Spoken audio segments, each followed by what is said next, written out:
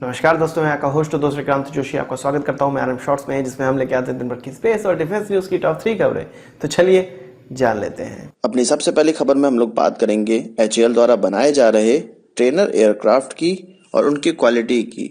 आपको इस खबर को सुन के थोड़ी निराशा होगी, पर क्या करें, खबर तो खबर होती है। Controller general of defence accounts का कहना है कि जो भारत में यानी कि एचएएल के द्वारा ट्रेनर एयरक्राफ्ट बनाए जाते हैं, उसके जो इंजन हैं वो इंफीरियर क्वालिटी के होते हैं। उसमें जो कंपोनेंट इस्तेमाल होता है वो कैटेगरी बी का होता है, यानी कि सेकंड हैंड कंपोनेंट होता है, जिसके कारण इसकी क्वालिटी को कॉम्प्रोमाइज किया जाता है, जिसका नुकसान इंडियन एयरफोर्स को कभी न कभी जरूर होगा। Controller general of defence account एक केस की तफ्तीश कर रहा है, एक केस की ऑडिट कर रहा है, जिसमें कि भारत ने BAES से 2004 में 123 हॉक ट्रेनर एयरक्राफ्ट खरीदने का कॉन्ट्रैक्ट किया था, जिसमें कि 106 इंडियन एयरफोर्स को मिलने वाले थे और 17 इंडियन नेवी को मिलने वाले थे। इस 123 एयरक्राफ्ट में से 28 एयरक्राफ्ट ब्रिटेन से ही फ्लाई अवे कंडीशन में आने वाले थे और बाकी बचे एयरक्राफ्ट एचएएल को द्वारा बनाए गए हैं और आगे आने वाले समय में भी और बनाए जाने हैं। इसकी पूरी की पूरी टेक्नोलॉजी एचएएल को ट्रांसफर हुई है, इसके इंजन की टेक्नोलॉजी भी एचएएल को ट्रांसफर हुई है, पर यह टेक्नोलॉजी केवल और केवल इसी एयरक्राफ्ट को बनाने के लिए है। और इस डील का 2004 में कुल मूल्य $2 बिलियन था। पर जब इस एजेंसी ने ऑडिट किया इस पूरे के पूरे एयरक्राफ्ट या इस पूरे के पूरे प्रोक्योरमेंट का, तो यह पाया कि एचएएल में जो एयरक्राफ्ट बनाए जाते हैं ट्रेनर एयरक्राफ्ट, उनकी क्वालिटी उतनी बेहतर नहीं है जो ओरिजिनल इक्विपमेंट मैन्युफैक्चरर के द्वारा बनाई जाती है। एजेंसी ने यह भी पॉइंट आउट किया कि इंडिया बिचौलियों का इस्तेमाल नहीं करता है, पर इस एयरक्राफ्ट को बनाने के लिए जो कंपोनेंट सप्लाई हो रहा है उसमें बिचौलियों का इस्तेमाल हो रहा है और एक अनुमान के मुताबिक 500 करोड़ रुपए कमीशन के रूप में इलीगली इधर से उधर हो चुके हैं। आपको मैं यहाँ पर बता दूं कि इस डील में सीबीआई के द्वारा कमीशन पेमेंट होने की बात का इन्वेस्टिगेशन भी चल रहा है और ब्रिटिश मीडिया में जब यह खबर उड़ी थी उसके बाद ही यह सीबीआई इन्वेस्टिगेशन लागू की गई थी। पर डिफेंस मिनिस्ट्री के कुछ ऑफिशियल्स का ऐसा मानना नहीं है। उनका कहना है कि ओरिजिनल इक्विपमेंट मैन्युफैक्चरर जो कि रोल्स रॉश है, उसके द्वारा जो टेक्नोलॉजी ट्रांसफर की गई है उसी के मुताबिक एचएएल इंजन का डिजाइन बना रहा है या इंजनों को बना रहा है और वो इंफीरियर क्वालिटी के नहीं है। इसके अलावा डिफेंस मिनिस्ट्री के एक और ऑफिशियल्स का कहना है कि कैटेगरी बी यानी कि सेकंड हैंड इक्विपमेंट फिट करने का मतलब यह नहीं है कि उसमें खराब इक्विपमेंट लगाए जा रहे हैं। कैटेगरी बी इक्विपमेंट इस प्रकार के होते हैं कि किसी एयरक्राफ्ट के द्वारा उसका इस्तेमाल किया गया हो, पर आगे भी वो फर्दर किसी एयरक्राफ्ट में लगने योग्य हैं, पर पुराने एयरक्राफ्ट में उसका डिजायर वर्क ना होने के कारण इसको अलग दूसरे एयरक्राफ्ट में लगा लिया जाए। तो इस प्रकार के कंपोनेंट कैटेगरी बी कंपोनेंट होते हैं और इसको प्रॉपर सर्टिफिकेशन के बाद ही इस्तेमाल किया जाता है। जो इनकी रेजिडुअल लाइफ है उसका इस्तेमाल इस प्रकार के एयरक्राफ्ट में इस्तेमाल करके कर लिया जाता है। तो यहाँ पर दो पक्ष नजर आते हैं, एक ऑडिटर्स जो कि इस ट्रेनर एयरक्राफ्ट में खराब क्वालिटी को उजागर कर रहे हैं और होने वाली धांधली को उजागर कर रहे हैं, तो वहीं गवर्नमेंट ऑफिशियल्स या एचएएल के ऑफिशियल्स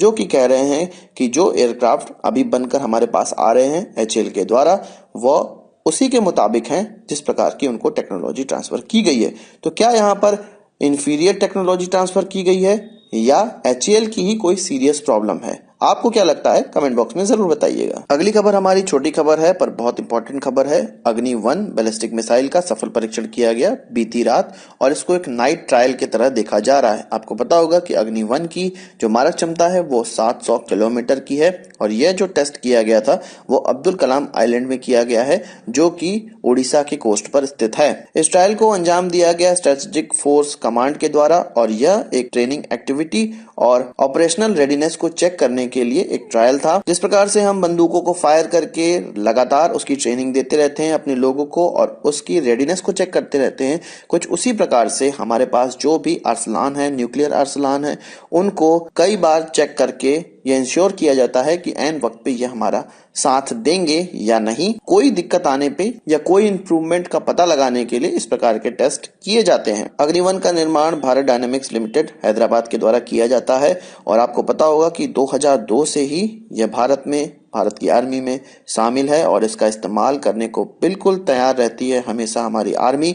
पर आपको ये जान के बड़ा आश्चर्य होगा कि अभी तक इसके केवल 2 नाइट ट्रायल ही हुए हैं। 12 अप्रैल 2014 को इसका नाइट ट्रायल किया गया था और अब इसका नाइट ट्रायल किया गया है, जैसा कि मैंने आपको बताया। अग्नि-1 के वेट की बात की जाए तो 12 टन का इसका वेट है, इसकी लंबाई 15 मीटर की है और यह 1000 किलोग्राम का पेलोड ले जा सकता है। इजरायली एरोस्पेस इंडस्ट्री यानी कि IAI ने अनाउंसमेंट की है कि भारत ने उसको $550 मिलियन की एक मेगा डील दी है। 29 अक्टूबर को यह डील साइन हुई और यह sky capture command and control system, जो कि एंटी एयरक्राफ्ट डिफेंस सिस्टम है, उसकी डील है। और इसमें जो हमें सिस्टम मिलेगा उसमें इस प्रकार के रडार और सेंसर्स मिलेंगे, उनका पूरा एक सिस्टम मिलेगा जो कि IAI और एल्टा सिस्टम्स के द्वारा बनाया गया है, जो कि किसी भी प्रकार के शॉर्ट रेंज एरियल टारगेट को डिटेक्ट कर सकते हैं और उसको नष्ट कर सकते हैं। इस प्रकार के एयर डिफेंस सिस्टम का इस्तेमाल 40 mm गन के साथ भी किया जा सकता है और कभी कभी इसका इस्तेमाल man portable air defence system के साथ भी किया जा सकता है,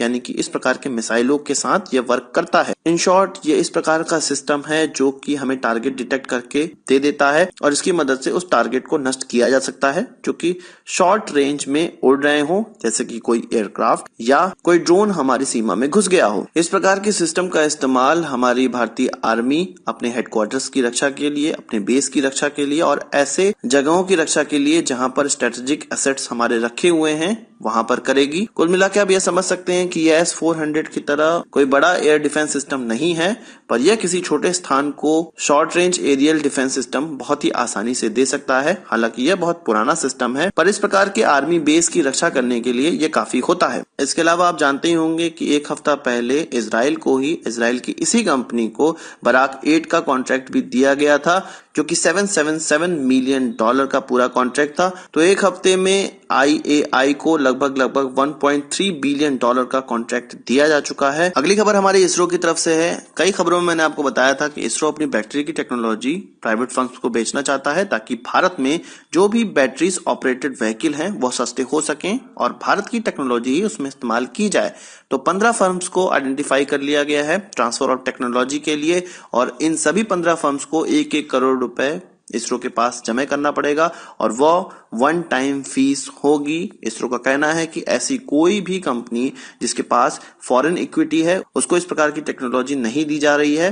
पूरी की पूरी देसी कंपनियों को और देसी स्टार्टअप्स को इस प्रकार की टेक्नोलॉजी दी जा रही है ताकि भारत में जितने भी बैटरी ऑपरेटेड व्हीकल आगे आने वाले समय में आए वह सस्ते हों और जनसाधारण तक बहुत ही आसानी से वो पहुंच पाएं। आपको पता होगा कि जितने भी अभी हमारे पास बैटरी ऑपरेटेड व्हीकल्स हैं उनमें बाहर से बैटरीज लगाई जाती हैं, जैसे कि चाइना, जापान आदि देशों से हमें बैटरी इंपोर्ट करनी पड़ती है और तब जाके वो हमारी व्हीकल्स में लगते हैं, जिससे व्हीकल की कॉस्ट बहुत ज्यादा बढ़ जाती है और कभी कभी तो 30 से 40% कॉस्ट इस पूरी की पूरी बैटरी की ही होती है। 2011 में इस टेक्नोलॉजी को डेवलप किया गया था और अब इसरो इसको देना चाह रहा है प्राइवेट कंपनियों को।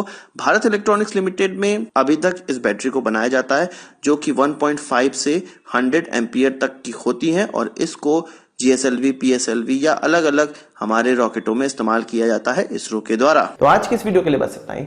आशा करता हूँ कोई वीडियो पसंद आया। अगर आप इसको एक बड़ा थम्स अप जरूर देंगे। इस वीडियो से संबंधित कोई सवाल सुझाव तो कमेंट बॉक्स में जरूर आइएगा और यदि आप स्पेस और डिफेंस न्यूज पढ़ने के शौकीन हैं तो आप हमारी वेबसाइट captainantrix.com पर भी लॉग इन कर सकते हैं। नमस्कार, थैंक यू, जय हिंद।